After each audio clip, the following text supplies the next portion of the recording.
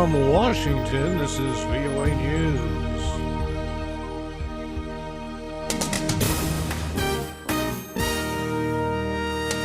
I'm Ray Kouguell reporting.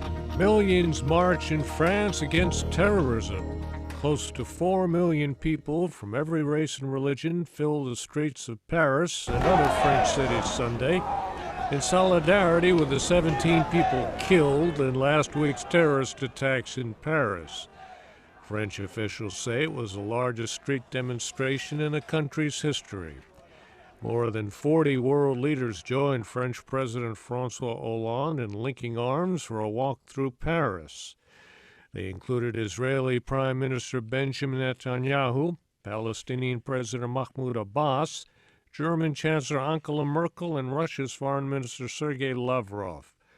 12 people were massacred last week at the offices of Charlie Hebdo, a satirical magazine known for poking fun at all religions, including Islam. 2 Islamic militant brothers carried out the attack. They were later ambushed and killed by French police on Friday. Another terrorist gunman murdered 4 hostages at a kosher supermarket in Paris Friday before he was killed when police stormed the building. French police are continuing to search for Hayat Boumediene in connection with the attacks. She is described as armed and dangerous.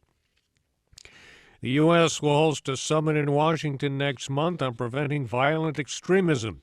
U.S. Attorney General Eric Holder announced the February 18th meeting from Paris Sunday. We bring together all of our allies to discuss ways in which we can counteract this violent extremism that exists around the world.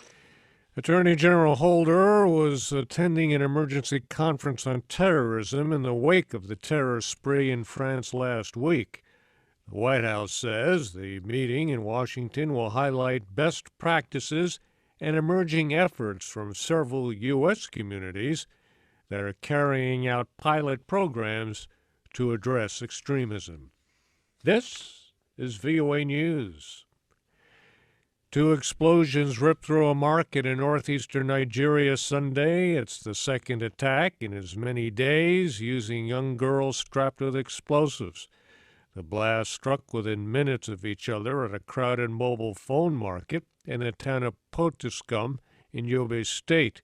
Security officials say at least 5 people were killed in the attack, including the 2 bombers.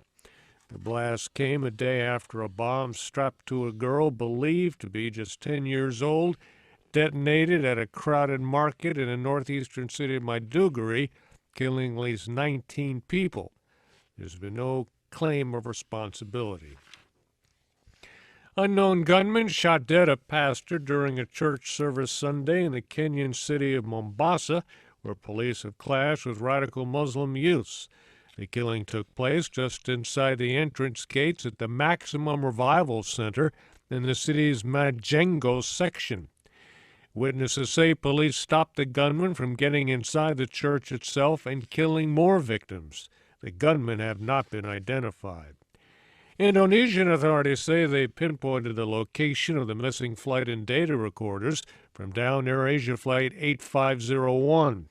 Maritime officials say the black boxes are believed to be lodged between pieces of wreckage. Ron Corbin reports. Officials from Indonesia's National Search and Rescue Agency said sonar had detected an object measuring 10 meters by 4 meters, raising hopes the aircraft's main fuselage had been located. Search teams working off the coast from the West Kalimantan town of Pangalanan have sought the wreckage in water up to 30 meters deep, but are facing very low visibility due to large amounts of silt stirred up by strong currents. Saturday, crews raised the aircraft's main tail section where the flight data recorders are stowed, but search teams say the recorders had become detached from the aircraft.